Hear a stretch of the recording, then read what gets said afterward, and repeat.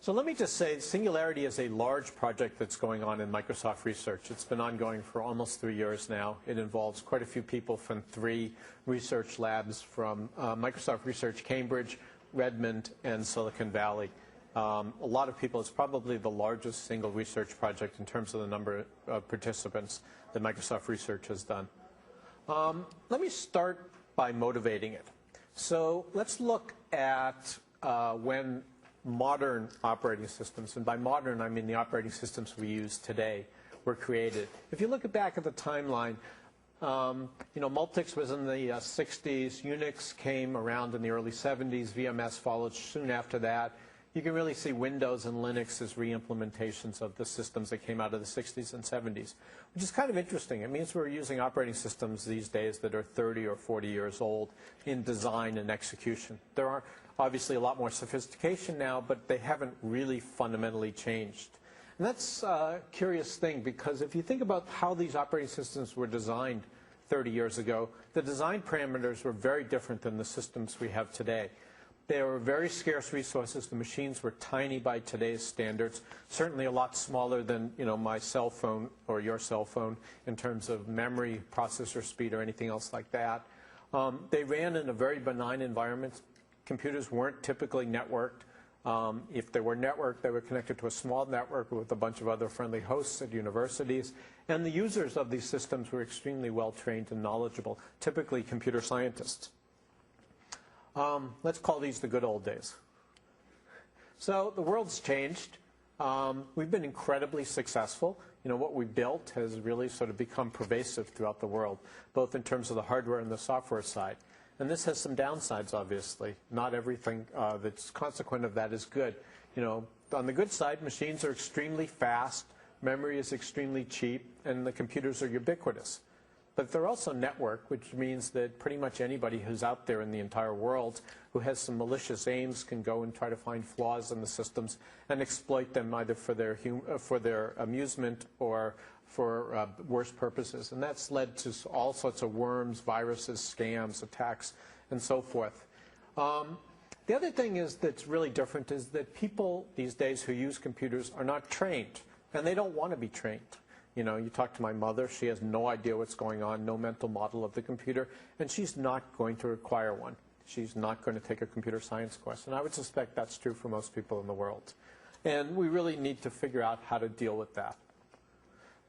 So what Singularity was an attempt to go back and rethink the premises that underlie software and really sort of start at the hardware and say, the world's changed. Maybe we should build our systems differently than we did when the premises that were true 30 years ago were true. So we're trying to develop the technology and the techniques that allow us to build more dependable systems, because we really identified dependability as sort of the key thing that was lacking in systems today. And I'll talk a little bit more about that as we go along. And the key idea in terms of dependability is we're not looking for reliability in the server sense. We didn't want to build systems where we could say you have 5 nines, 6 nines, 7 nines reliability, because that didn't seem like a very sort of useful model in terms of most people, and it also led you to sort of architectural choices that we didn't necessarily want to make. The model we had in mind was something like your car. And if you think about it, your car has somewhere between about 2 and 3 nines of reliability. Depending on how old your car is and how unlucky you are, you have somewhere between, say, 9 and 90 hours a year of downtime, where it has to be in for maintenance. You're refilling the gas, it has to be serviced. Maybe if you're really unlucky, there's a breakdown, it has to be towed. But that doesn't happen very often anymore. I mean, your expectation when you get in your car and you turn it on is that it's just going to turn on and it's going to get you where you're going. The other situation where something goes wrong is unusual these days. And that's not true with computers. And so we're looking to build systems that actually achieve that kind of reliability that people are used to with most of the devices in the real world, where occasionally they fail, occasionally they require some maintenance, but basically they work. The expectation is that they work, not that they cause problems. Yes? What were some of the architectural choices that you having to do with 5 or 6 nines? That's a good question. Can we put it off to the end when you've seen more about what we're actually doing? It might be a little clearer at that point. So what we've done is we basically said we're going to do the research. And Since Galen and I came from very different backgrounds, we decided we were going to do research on the operating system, the languages, and the tools, and really attack the problem from multiple directions at one time. Instead of just saying this is an operating system project and we'll keep the languages and the tools constant, or saying this is a tools problem and we're going to keep the languages and the operating system constant, we said, let's see what happens if you sort of change all the parameters and see where we can, what we can achieve then. It's a working research prototype. We actually have it running on hardware and on virtual machines. It's not a Windows replacement, just to answer the question we're likely to be asked. We're not building this as the successor to Windows, and Windows certainly does not see this as the successor to Windows. And you'll see why when we sort of talk about the architecture. It's very different than what we're used to today.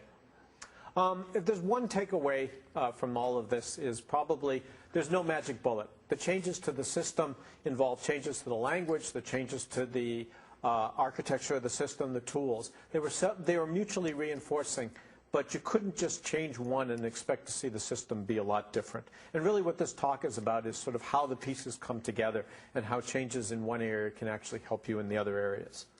So let's get into it. The three things we're going to really focus in on today are that we changed in the system are, one, the pervasive use of safe programming languages. Singularity is written in C#, basically a safe, high-level, modern language. Two, we architected the system to be a lot more resilient in spite of software errors. The expectation is that software is still going to have bugs. Pieces of it are still going to fail.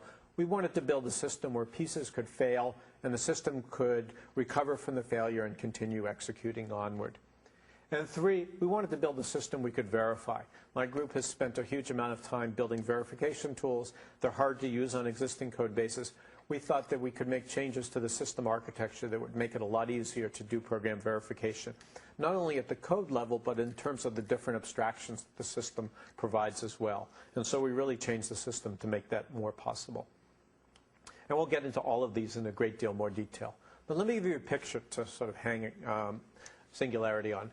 So here it is. Singularity is a microkernel operating system. We have a small kernel which really has very little functionality in it, sort of the least amount we could put in there. And then the rest of Singularity resides in processes that are outside the kernel.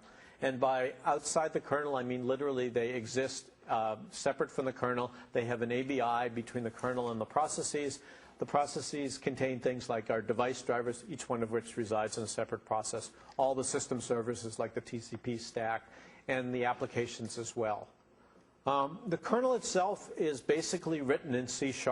There's obviously at the very lowest levels, there's some assembly language and some C++ code. Most of the kernel is in the safe dialect of C#. There's a little bit of unsafe code that you need for very low-level manipulations.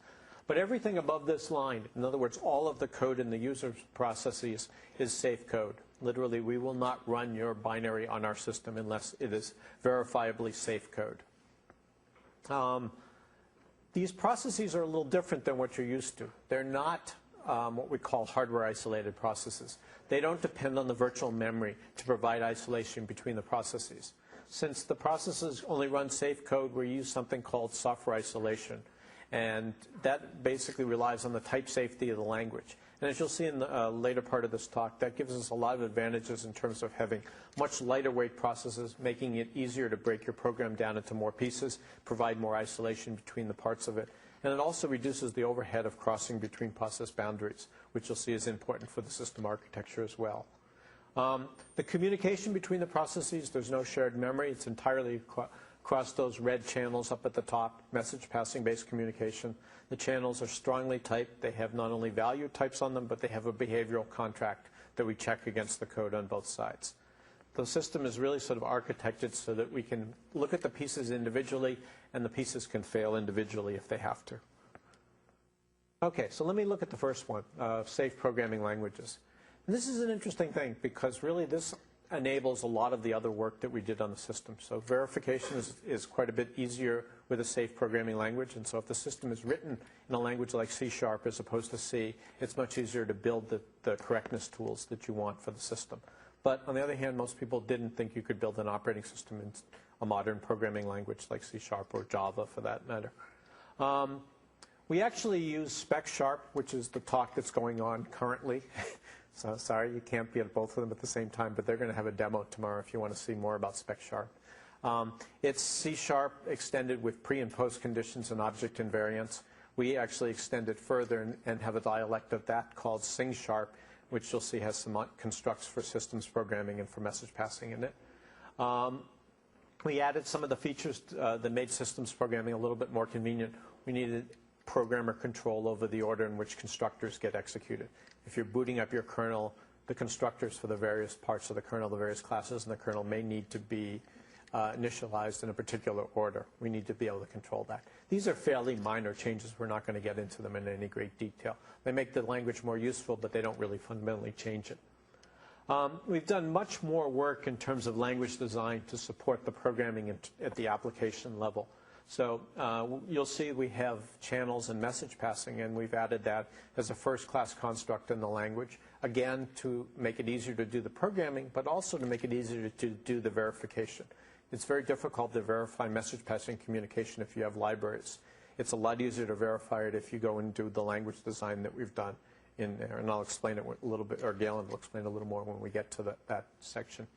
We're doing a lot of work on factoring the libraries into separate pieces. As you'll see, we want very small, lightweight processes, so we don't want to bring in parts of libraries you don't use. But we don't want to have multiple versions of the library. We would like to be able to factor the library into pieces, and we think language design can help there too. And we also are very much opposed to runtime facilities that make analysis difficult, like reflection. So we've been doing a lot of work on compile time reflection, which can replace many of the uses of reflection with something that gets invoked in the compiler and is easier to statically analyze. But one of the issues that comes up is, what about the runtime? If you look at the Java virtual machine or the Microsoft CLR, it's a big piece of software. It doesn't seem like it's something you'd want to build into your operating system or try to build the system process around. And the answer is that they really weren't designed for this purpose. They were really sort of one-size-fits-all programming environments. They have a tremendous amount of functionality, and it's great to write software for it because most of the pieces of what you need are already in the environment. They're libraries, they're data structure libraries, system call libraries. But they're very large. I mean, it's about 4 megabyte process just to start up the CLR before you start doing anything. And if, every system process on our system started at 4 megabytes, we'd run out of memory real quick. There are also lots of dependencies. The CLR requires over 300 Windows APIs for its standard interface. We just don't want to do that. These systems were also built around just-in-time compilation, JITs. That doesn't seem like a real good compilation strategy for something like an operating system, both in terms of its real-time behavior and the fact that you wouldn't necessarily want a compiler sitting in every process on your system as well. And finally, there's just a lot of duplication between these runtime environments and your operating system. It doesn't seem like we really needed 2 levels of APIs, one to do I/O at the managed code level and the one in the system. We really wanted to unify it into one. So what we did in Singularity is basically used a compiler that came out of Microsoft Research called Bartok, and we basically went to a more static compilation strategy where the compiler took in the application, the libraries, plus the runtime. And the runtime consists of things like the garbage collector, sort of the small code that you need to actually run the basic classes in the system. Think of it as being the equivalent of the C runtime library.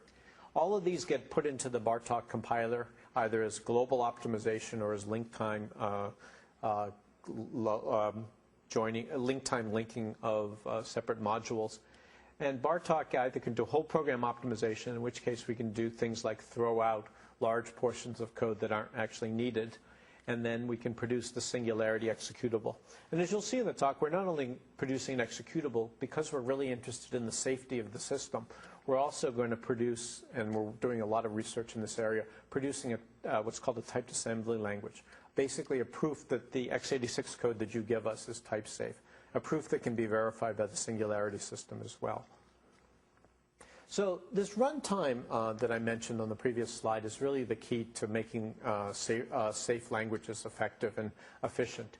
We need a small execution environment. We basically want every process on Singularity to have the code it needs and not the code that doesn't need. We don't want to drag in the whole CLR or Java virtual machine.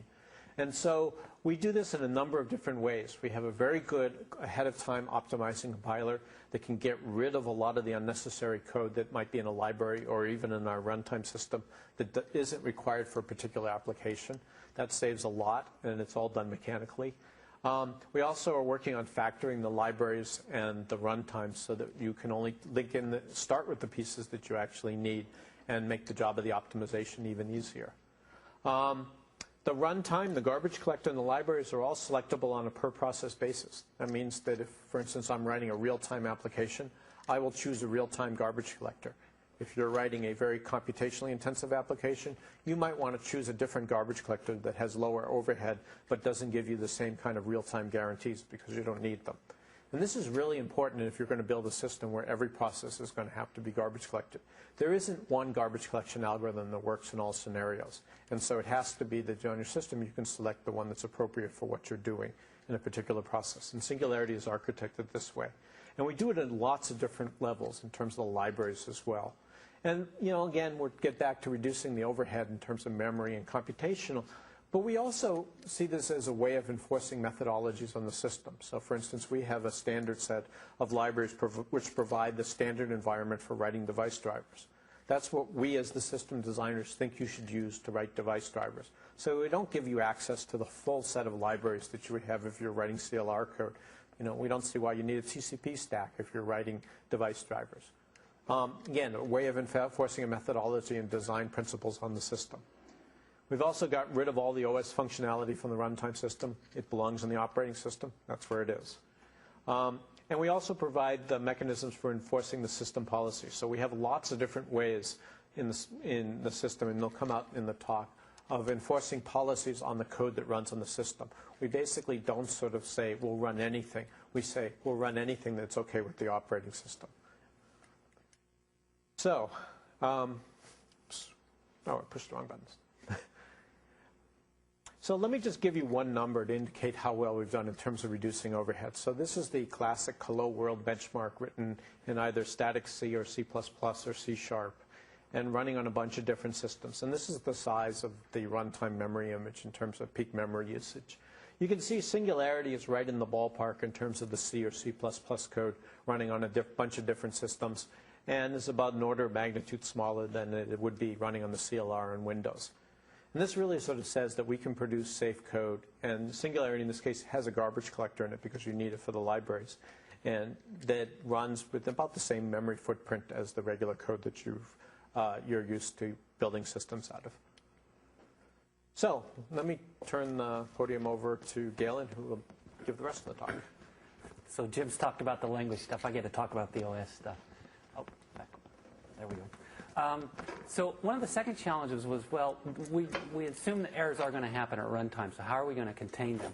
System errors shouldn't cause system failure. Software errors shouldn't.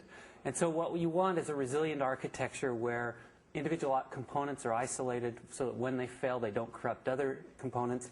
You have clear failure notification across the boundaries between components. And you can talk about implementing individual policies for how you do restart and recovery from failures. And the unit of failure recovery in most operating systems is a process. And there are two predominant process models in the world right now. There's the open process model, which is employed by systems like Windows and Linux and most of the commercial systems. And then there's also the single process model, which we saw in systems like the Xerox PARC languages, Smalltalk, Cedar, you see in Lisp machines, etc. And so the idea with the open process model is, well, you take individual units that you want to be able to fail separately and you put them in separate address spaces from the kernel. And then what we find happens actually is that you want to add new features into these. So you add in, say, a plugin into an application or a device driver into a kernel or code into a single process. And then if one of those extensions fails, well, it brings down the entire unit. So, for example, device driver, well, it's going to bring down your entire kernel. This open process architecture, as we call it, has three common characteristics.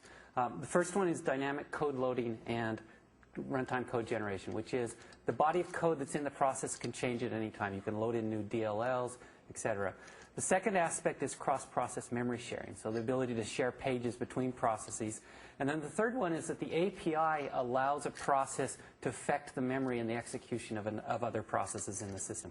It's a very ubiquitous model, and this core concept of an open process has been with us since the Multics system. And it's not a great model from the following perspective. Well, because there's all this shared state, it means when there's a failure, many parts of the system go down. From the Windows Online crash analysis numbers, 85% of systems of Windows failures are caused by third-party code that we let load into our Windows kernel. For example, third-party device drivers, antivirus checkers, things like that. And this is because the interfaces between the component that's loaded in and the host are very poorly documented. They're very poorly understood. It's basically, if you can poke it, you can do it, is the development model. And so there's no isolation when one of these fails. And then the alternative model is the single process architecture, well, where you just say, hey, we trust everything that you might possibly want to load on your system, so let's just load it all into one process. And perhaps rely on language and memory safety to isolate individual components, but again, still allowing dynamic code loading and generation, and still allowing very easy data sharing. And this, as I mentioned, it's the model that was used in the list machines. It's also the model we find in the CLR and in the Java JVM.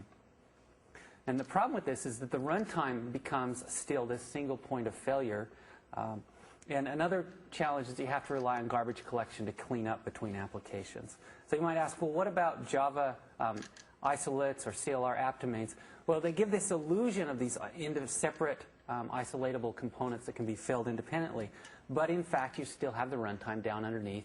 In particular, the base class libraries are often shared. And the garbage collector is shared. So you can't talk about scheduling things independent because one process can affect another because of memory latencies and memory interactions, cache pollution, and other things. And so there's a lot of mixed state. The Singularity model is very different. And we've developed what we call a sealed process. And we've said, you know, maybe this model that served us for 40 years and has lots of baggage isn't the one we should use. So the model in Singularity is that we use separate processes as failure isolation units, and we load separate code into each process, but we do not allow dynamic code loading or runtime code generation within a process. So once a process has been started, the code inside that process can't be changed. In particular, a new extension like, say, a plugin or a device driver can't be loaded into that process. It has to be loaded into a separate process. And there's no shared memory between processes. So when a process, the programmer who writes a process knows everything about what the state is in his process because no one else can mess with it. And the process then becomes a very fundamental unit of failure isolation. And this sealed process model gives us much better security, gives better verification, failure handling, and optimization. And I've got some numbers here to talk about one aspect of this. So what about if one of the great things is we seal a process, it means that we can statically optimize at the time we build that process all of the code that runs in that process because it's not coming from different sources. And so one of the things we can do is this, what we call this tree shaking, where we eliminate the code that isn't used by a particular process. So I have 4 different programs in Singularity. The whole code column is the total code that was put together to build the process. And then the reachable code is, well, the code that is actually used by this process as we've constructed it. And you see, anywhere from the kernel where we get about a 46% reduction to a web plugin, we get about a 77% reduction in the amount of code that goes into a process in the back. Do you have a sense of to what extent your reachable code overestimates? Let's see. So, no, I don't have a really... Okay, so the question was, do we have a sense of how much the reachable code is an overestimate? And the answer is no, I don't have a real good sense for that. I'd have to pull the compiler guys and talk. But what we're doing is a static analysis here, right? So there's obviously, given, depending on inputs, you're going to have see code paths you can't reach. But the nice thing is that what we've done is we removed all of the code that can't possibly run in this type of process. And the reason this is an important number, you might say, oh, well, I'm only saving a megabyte of space. But if you think about from the kernel's perspective, well, once I've removed all the device drivers, there are all of these new entry points that don't exist anymore because I can't have an arbitrary driver create arbitrary execution in my process. And so I can do much better static analysis. And of course, fewer code paths means better optimization and better error analysis. Okay.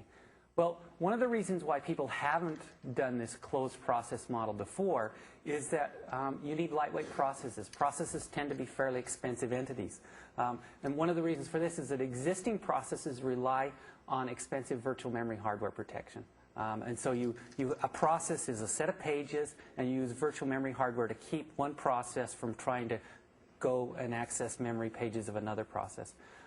This makes them pretty expensive to create. They're expensive to schedule. You have to do TLB flushes and other things as you move from one process to another. And so what it does is it encourages very bad software engineering. It encourages people to use really big processes that have the entire universe inside them.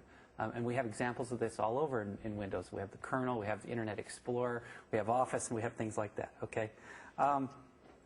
So the idea in Singularity is we have what we call a software isolated process, as Jim already alluded. And what we said is a process is still a set of pages and a set of owned resources, but we no longer rely on hardware, virtual memory hardware, to keep a process from touching another process's pages, but instead we rely on type safety and language safety, static verification, in other words. And so a process owns all of its pages. Its objects can point back and forth between pages, and then we maintain the global invariant that no process can create a pointer that goes into another process, and there's no way for pointers to be passed between processes. Okay. And so as a result, we can actually run all of the processes in a single address space in the kernel's address space in ring 0, okay, and make them very, very cheap. Yes, good. Someone caught that. I've got the look of awe from the back. So now, the next aspect of this is, well, how do processes communicate if you don't have shared memory? And the idea, what we have instead is a mechanism called an exchange heap. And processes communicate through what are called channels. It's a message passing mechanism that is bidirectional. Messages are passed by value, and there's a contract on the channel that also specifies not just the types of messages that can be exchanged, but also the behavior. In other words, the allowed ordering of messages across those channels. And the messages then live outside the process in this exchange heap, and we enforce the invariant that only one process can own an object in a data structure in the exchange heap at any given instance. And so when a process, we have mailbox semantics, so when the process sends a message off, the ownership transfers to the channel and then to the target process on receipt. And so there's no mechanism that you can, one process can be changing the memory of another process. Okay. Well, so the result is that in Singularity, SIPs are failure containers. There's no shared implementation or state across SIPs. And so when a SIP fails, we just have to clean up the resources owned by that SIP, and we have to notify its peers that are communicating with it that it's gone away. And I should have mentioned the bullet there as well, that they have separate process runtimes for each process. We have a separate garbage collector, separate runtime. And this means that recovery is possible but not automatic. So if your peer goes away, you get a very clear semantic message that says your peer's gone away. You can reason about when you will see that within the execution of your code, but it's still your responsibility to decide how you want to deal with that.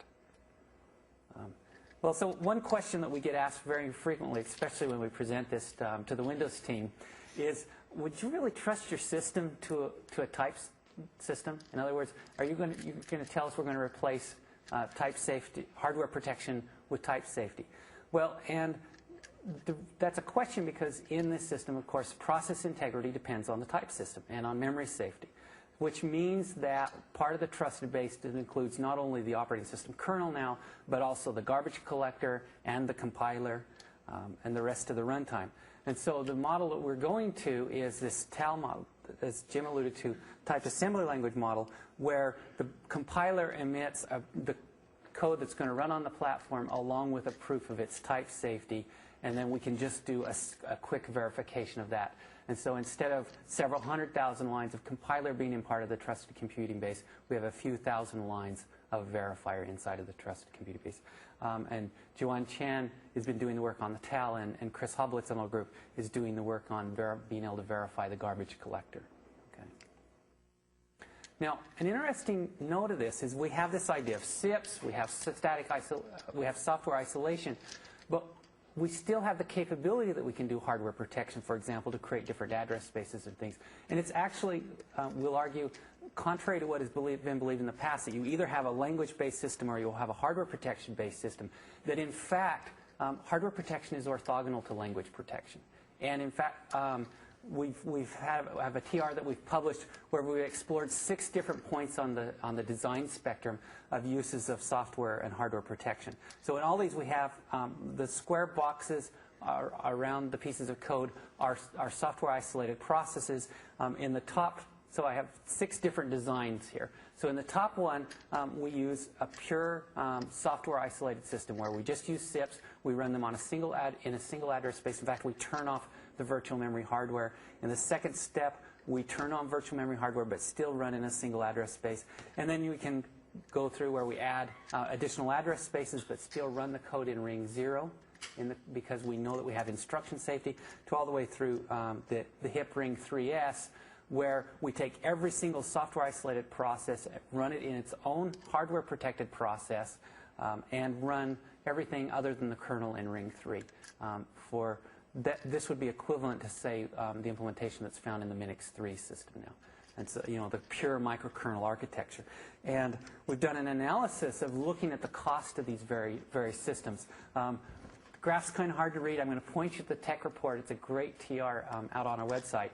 But the key point that you want to take is, first of all, hardware protection is not free. We've kind of all forgotten that. And what we have is the baseline number here, the 1.0 performance is with purely SIPs in a single address space and a single hardware protection domain. And then we've added in the paging and the other things.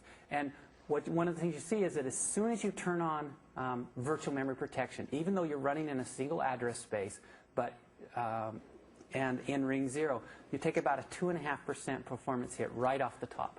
And that's because you're taking, and this is even with hardware TLB, or hardware TLB refresh, but it's because whenever we miss on pages, well, we have to go bring in new TLB entries out of the page table. And then the costs go up until on the extreme side, and I guess I should have said, the left program is our Bartok compilers, compiling the Singularity kernel. It's a very memory-intensive, CPU-intensive benchmark. And on the right is a web files benchmark. And you see on the right, the very far end, where we have this huge number of TLB messes that happen as we put each process into its separate hardware protection domain. Okay. Now let me drill back down on the micro benchmarks. So I have 3 basic benchmark numbers here. The first one is the minimal kernel call. So this is I'm in a kernel, I'm in a process, I make a call to kernel and it comes back. And how long does that take in cycles to execute? It takes about 80 cycles on Singularity, whereas on Windows XP, for example, it takes about 620 cycles, 630 cycles. And the difference here is that in Singularity, we don't have to transition from kernel hardware from user hardware protection mode to kernel and back up to user again, because we're in a single protection domain. And you might ask, well, why isn't that like 8 cycles, which would be the time to do a procedure call in a pure language-based system? And the reason why it's greater than 8 is because we have separate garbage collectors for the kernel and for processes. And so we have to do some bookkeeping and some thread consistency as we move from one process to the other. And then we have the message reply request. This is sending a message from one process to another, and process creation time. And again, all of these times we're somewhere between a half a order of magnitude and full order of magnitude faster than the hardware-based systems. And the reason why, well, it's because all of the software isolated processes are actually running in ring 0, so we don't have to do hardware protection as we move between processes. We've replaced it with static verification. The other reason is we have a very good compiler, so we're not jitting code as we go between. Okay. So this, I have a question in the back. So what is the observed application performance effect? Well, that's a good question. Okay, well, so one of the, I don't have a really good metric for this on this deck, but one of the ways to look at it is from the hardware time, right? So there is the 5th column, which is the HIP ring 3, is exactly the configuration that you would see in, say, Windows or Linux, where you have all the device drivers run in ring 0 with the kernel in a single address space, and applications run up outside of the kernel. It's in ring 3 address spaces. And so what you see is if you look at, you get about a 10% difference if you're a very compute-intensive application at a macro level. But if you're over on the far side with the web files, you see the system can be up as much as 5 times slower, okay, for these macro benchmarks. 30%. Well, 1.5 on the far end. That's TLB. Oh, yeah, right. Sorry. Okay, I've misread my diagram. So it's about 30%. Sorry. I'm having a hard time with my charts today. So I guess I'll put it this way. We don't pitch this as you should use Singularity because it's faster. Okay. The way we pitch it is you should use Singularity because you get better verification, better recovery, better resiliency, and its performance is good enough. Okay. That's the way I would say it. All right. So the third challenge of the system is, well, how do we get better verification? And we want to be able to verify as many properties as we can. And one of the key messages we have for Singularity is that we have these operating system architectures that we have lived with for 30, some of them 40 years, the characteristics of the OS architectures. And what we would say is if we are willing to change some very important aspects of the architecture, say accept a sealed process, for example, we can make drastic improvements in what we can verify about the code.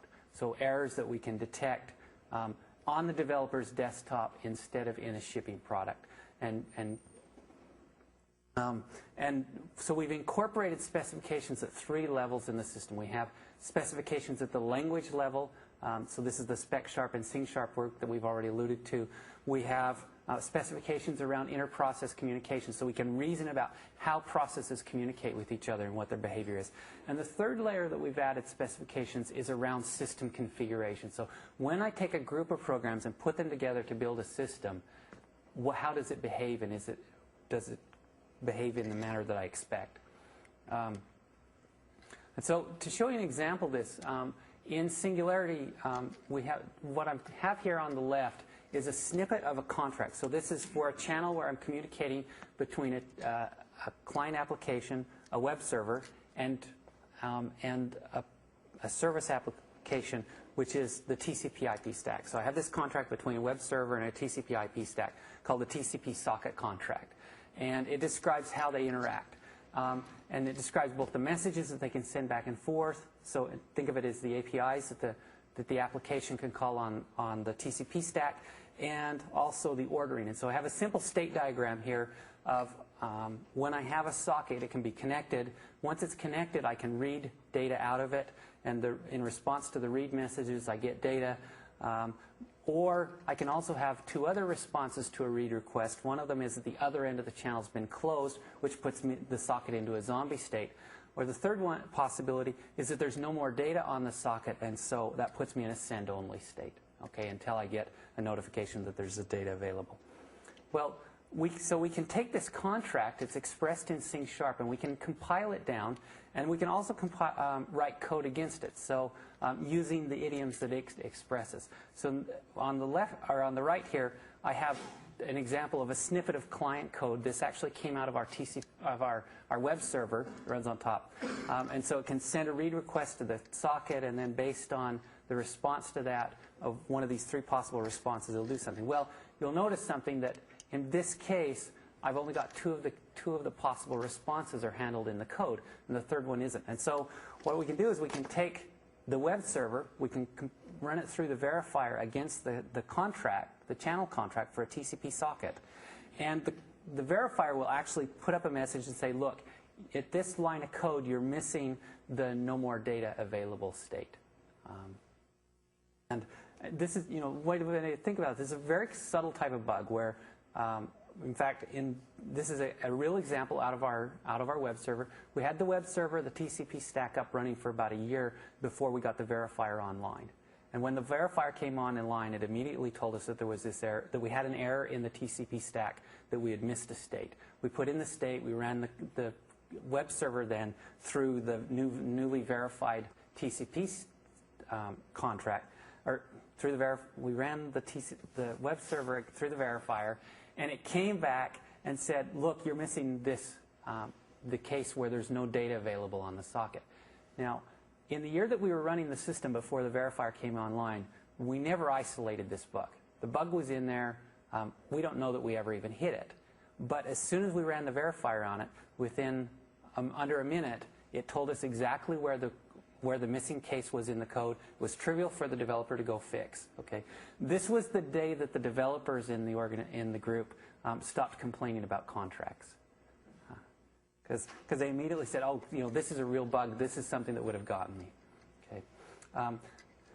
So then we've talked about, okay, how we can verify what happens inside of a process, how we can verify what happens at the edge of process. But what about when you bring a whole system together? And I'll describe it this way. Think of security, for example. I can take the most secure piece of code in the universe, but if I let an administrator configure it incorrectly, all of the security properties go away. A good example is this we had with the SQL servers. When we used to ship SQL Server, there was an administrator password on SQL Server, and it always defaulted to null. Okay? Net effect was that if someone did not reconfigure their SQL Server, that anyone could log in and connect as administrator into the SQL Server. And how do you get these kind of configuration bugs out of a system? So in Singularity, we have a concept of a first-class concept of an application. And an application actually has an identity that the system understands, and we can reason about this process belongs to, process A belongs to application B. And part of an application's description that when it arrives at the operating system to be installed is there's a manifest, and the manifest specifies the software components of the application and also its dependencies on other processes, on other applications, and its configuration dependencies, what channels it exports to the rest of the system, and what resources it requires to run correctly. And so in the case of, I'll have a very concrete example of a device driver. So in order for a device driver to run correctly, there's a number of assumptions that the developer makes in terms of that there's a particular hardware available that has specific capabilities. And what I have here is a snippet out of our S3 Trio 64. It's a video card driver. And in red are these annotations that we allow a developer to go in and put into their code where they put in the assumptions that they've made in terms of the configuration that this piece of code has to have in order to run correctly.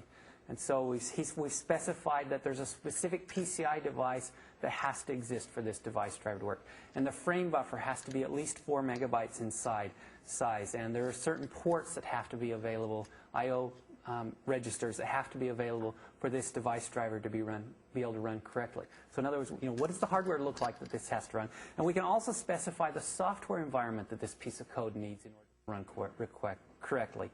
It needs a channel to the plug-and-play process of a particular type. It needs a channel for clients to come in and connect to it of a particular type, for example. And so we can specify, what is the environment that this piece of code has to run in order for it to function correctly, and for the rest of the verification that we've made against it to be meaningful. We can use this specification a number of ways. First of all, yes, sorry. How are those annotations used? Are they only used by human beings, or are they also used in some way by... Good question. Okay, so so the question is, are these used just by human beings, or are they used by tools or something? And so the question is, well, all right, so they are put in by human beings. Okay, so a human has written both the code in black and the code in red. Okay, then we take this source code, we compile it into an MSIL process, and you'll notice that those annotations, they're CLR custom attributes, and we actually embed them in the binary that goes along. So we can take the binary, we can extract a driver manifest from it, and then when we go to install a device driver into the program, we can actually use tools, can read this description of what the requirements are, and determine if we can meet those requirements. So we can check the driver's manifest against the system manifest and see, can I install this driver and will it run correctly on this system? And if so, I'll include it as part of the system manifest going forward. And if not, say if there's a conflict between this device driver and another device driver for an I/O register, then we can detect that at install time and not install the driver, throw it out. Okay. And this is a type of bug that in Windows or in Linux or any other system where you haven't explicitly declared these things, it can be very hard to detect at runtime what's actually going on in the system. Okay.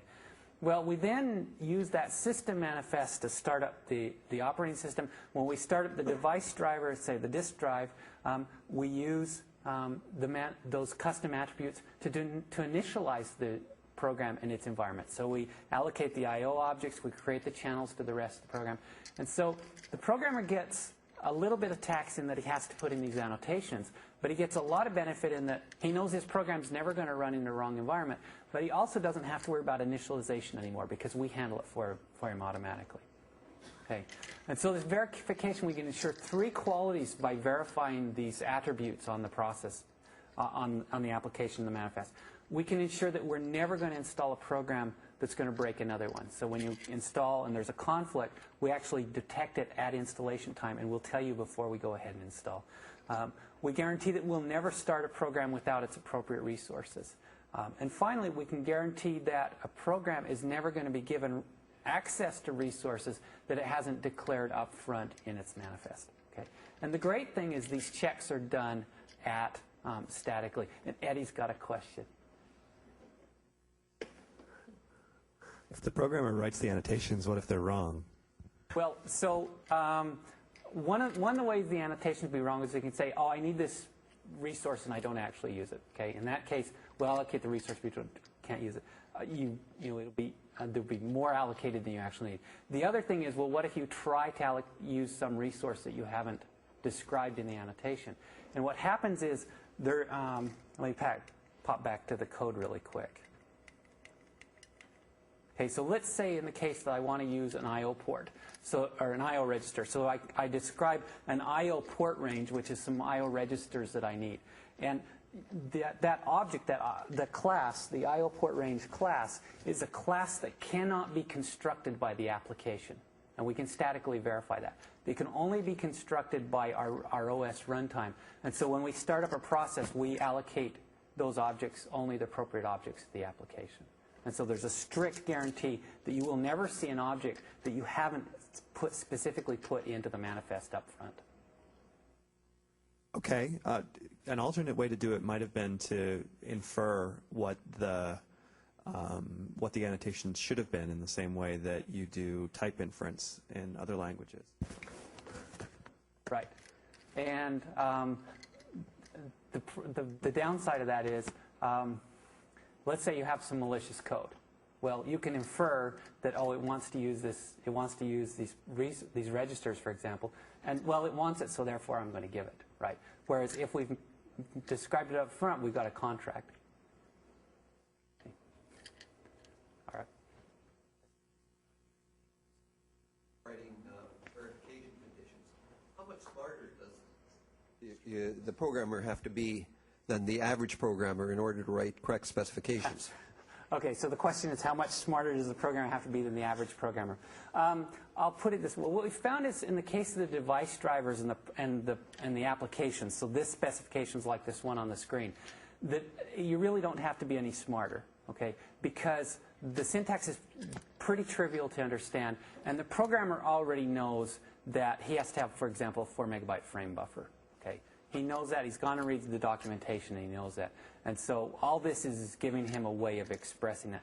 If you think about the channel contracts, on the other hand, they are more intellectual effort, because the programmer then has to think, what is the abstraction between these two pieces of code? How do they communicate, and what are all the allowable legal ways to communicate? And so there's states involved. And so our experience has been there's more intellectual effort. There's a bigger tax for the contracts and less tax for the device drivers. We haven't had any. I've had lots of complaints about the contracts. I've very little, in fact, no complaints about the application manifests. Practical experience. Okay. Let me jump forward here. Okay. Well, so the summary we'd like you to walk away with is Singularity is a basis for building more dependable systems. We've demonstrated that we can pervasively use safe languages all the way down into the kernel and then into the device drivers. So there's no need to sacrifice the verification that's available and the tools and language support that's available for safe languages just because you're writing a kernel, for example. We've demonstrated that it's possible to build very lightweight, these closed, customizable runtime environments that match the needs of the application. And finally, we've shown that we can verify, you can write these verifications, specifications across the system behavior, be it the channel contracts, for example, the IPC, and also the aggregate system and the way the configuration works. Remind you again, this is a working research prototype. The way I like to spin Singularity when we talk to the Windows organization, for example, is it's like the Detroit concept car. It's a place where we try out new ideas, see how well they work, and then do tech transfer off of that. It's not an intention of ours to ship Singularity as a replacement for Windows, for example, as Jim said. But we're doing research in a large number of areas. We have research in transactional software memory that we're doing, other concurrency things, many core hardware support, for example, and other things. If you want more information, we have a website. We have a growing number of TRs and papers that are online. And thank you very much for listening.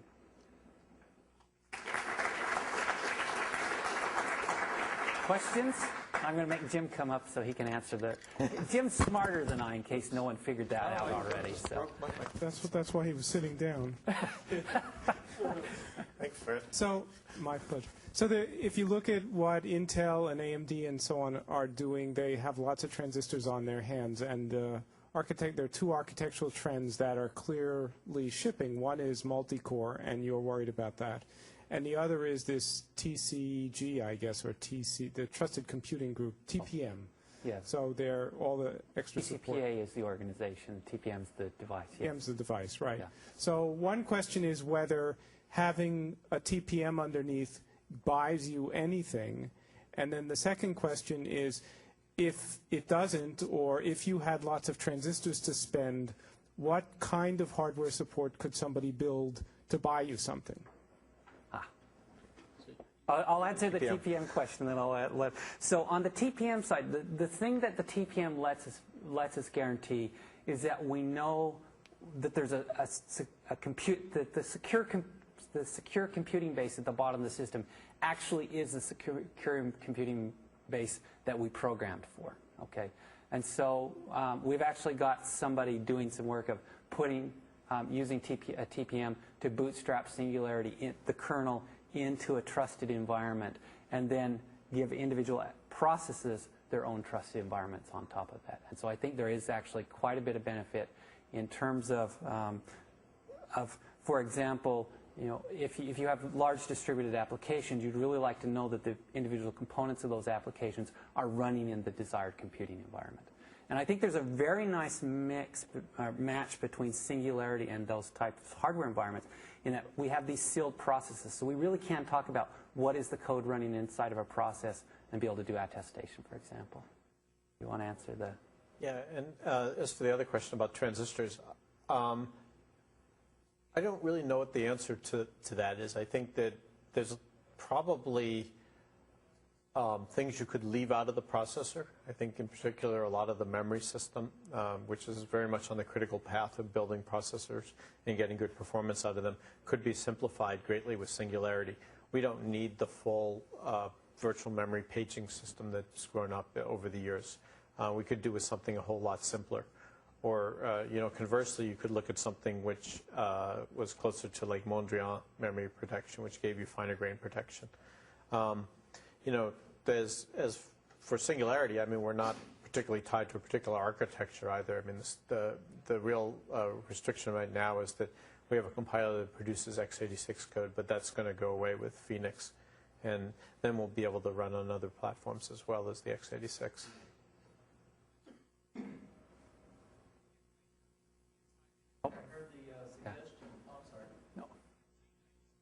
The microphone is the token.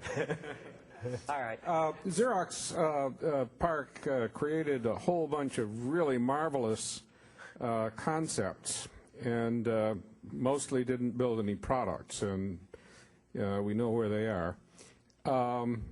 They all work for us now. Is there not some product that could be built with this work that perhaps could go on to give people confidence that they might want to let their car be driven with the Microsoft software supporting it?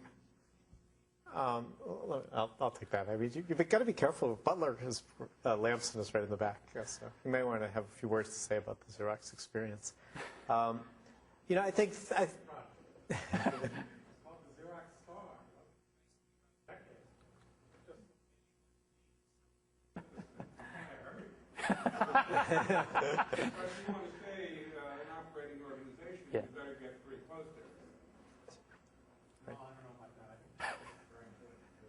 So, you know, I think our goal is not so much to produce the next, you know, entire system, as much as Galen said at the end. We really are trying to try out some ideas that are fairly radical in terms of, you know, how you build systems and how you architect systems, and see whether they actually produce some benefit in terms of it.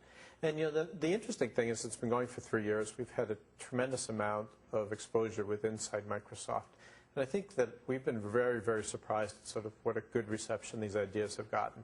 You know, people have listened to us, and instead of sort of laughing and saying, you know, these are just a bunch of research ideas, no one's ever going to write a system in C#, they actually sort of dived in and asked, you know, well, what part of this could we take and use in our system? So, you know, I think at least in the short term, a lot of the influence is going to be basically from the example of actually building a system using a safe programming language, and maybe the technology we use to do that as well. In the longer term, I hope some of the other more radical ideas in terms of sealed processes and SIFs and manifests really take hold and allow us to build systems that are a lot more verifiable than we have today. Yeah. When we talk about it being an active research prototype, you know, we've gotten to the point where the Windows guys now come and ask and say, hey, we'd like to try out this feature, but before we send 5,000 people down the line implementing it, shall we do an exploration in Singularity? So I think we're being very productive from that perspective.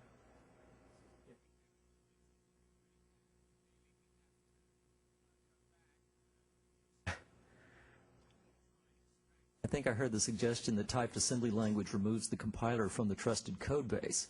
And normally, of course, that's not true. It removes it from the trusted code base with respect to memory safety or with respect to type safety, yes. But you don't want your compiler generating subtract instructions where the programmer wrote an addition. On the other hand, did you do anything about verifying the compiler?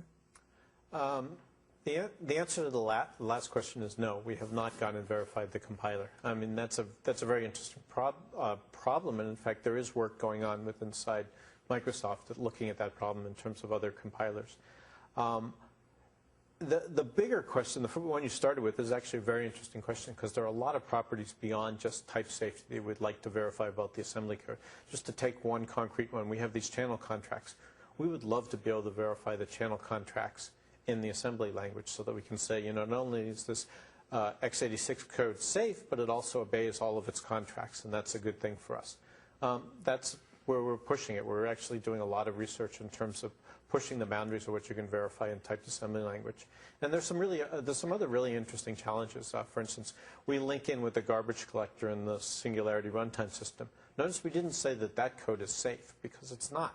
I mean, writing a type-safe garbage collector, you know, right now you can publish that result if you do it for a toy garbage collector. We have 6 or 7 real garbage collectors, and we would like to be able to verify them.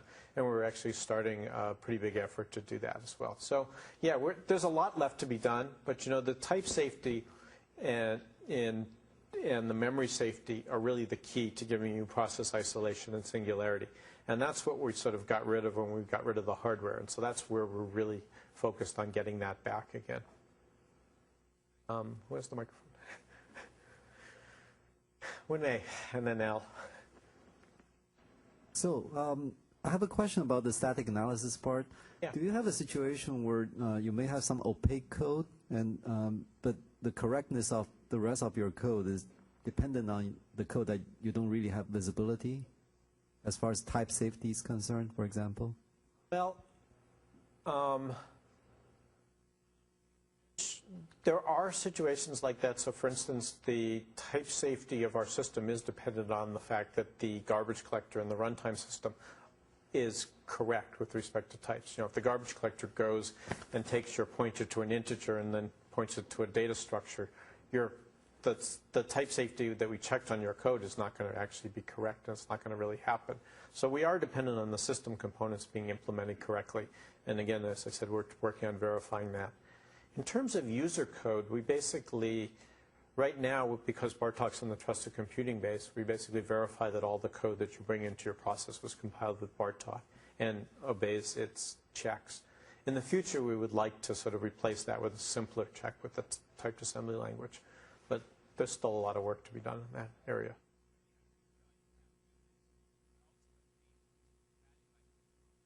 So, Jim or Galen, at the beginning you mentioned you were going for 2 nines or 3 nines reliability, and you said you were going to talk about what it takes to go to 5 or 6 nines. No, that's not what I said. The question was different. The question was said, why weren't you going for 5 nines? I think that was the question from back there. Well, maybe not. You know, the answer, Well, that's the one we're going to answer, whether it's what you asked yeah, that's or the one not. I'm going to answer. Why do we not go for 5 nines? And the answer, I think, is a complicated one. Partly because we don't actually sort of know how to get to the 5 nines reliability, in particular with our expectation that pieces of the system will fail. And, you know, is it really 5 nines reliability, for instance, if you lose a device driver on a system and either the user or the system has to restart it and you see a hiccup and, you know, maybe the sort of the screen image gets, you know, distorted and has to be refreshed. You know, is that really meeting the 5 nines reliability goal? You know, if we sort of ratchet it down to sort of the expectation with your car, well, you know, if your headlight burns out, you've got to go and get it replaced. You know, that's the model that we've been aiming at in terms of building the system. That's where we see a lot of interesting scenarios, building the resiliency in, but not necessarily sort of the you know, the old tandem, you know, reliability by duplication and failover mechanisms to the system.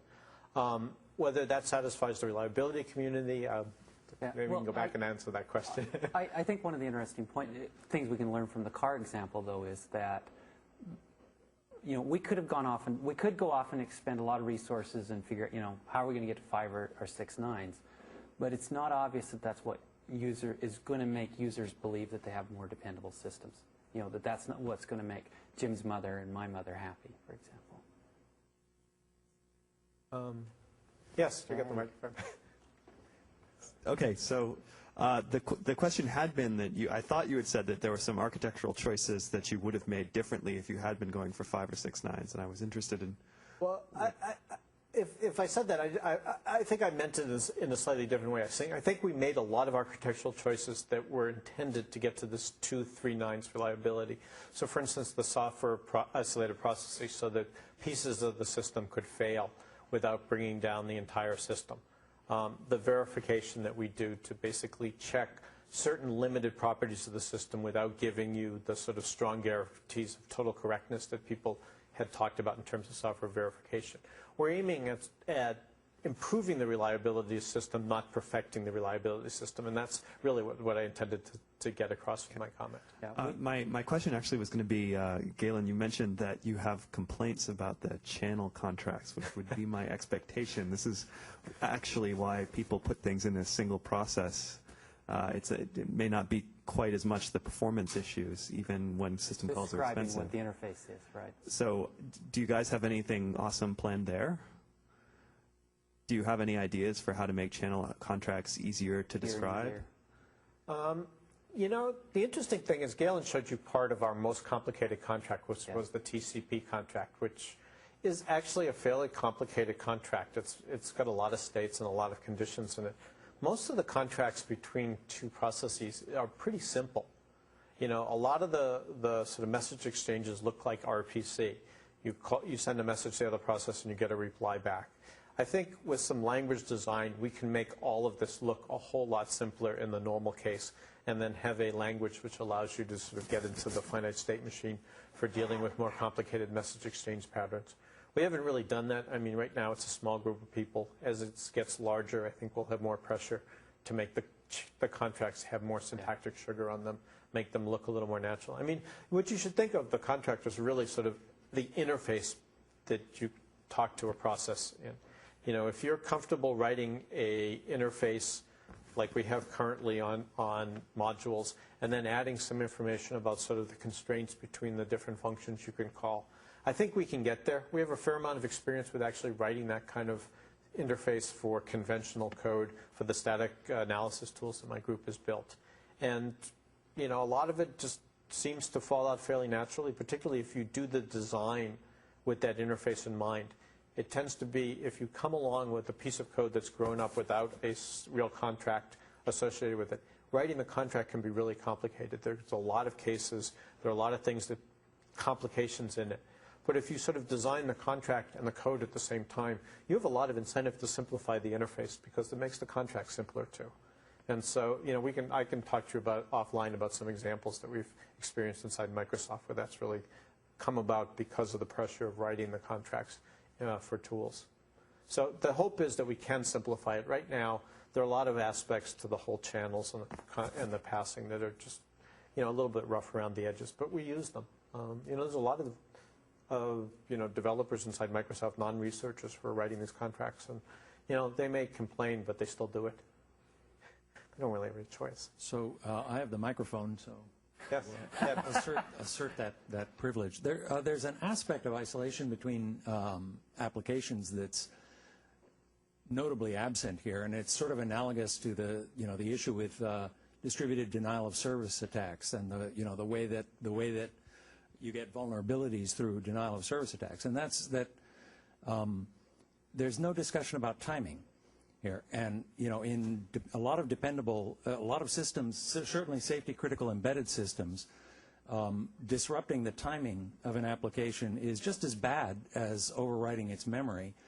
And I think that in some ways this architecture actually would complicate the problem of getting, you know, some sort of timing insulation, particularly through this use of you know, this composition of multiple garbage collectors, which seems to me to be problematic. So I was just wondering if there was any thought about some, I mean, are you not worried about that class of applications? Is this not intended for embedded systems, or is there some plan to address this problem? There's a lot of questions there. So I can tell you we did not think of safety critical embedded systems. It's not a market that Microsoft has traditionally played in, nor do I think it's one we're likely to get into in the near future. We definitely did think about embedded systems with lesser reliability guarantees. I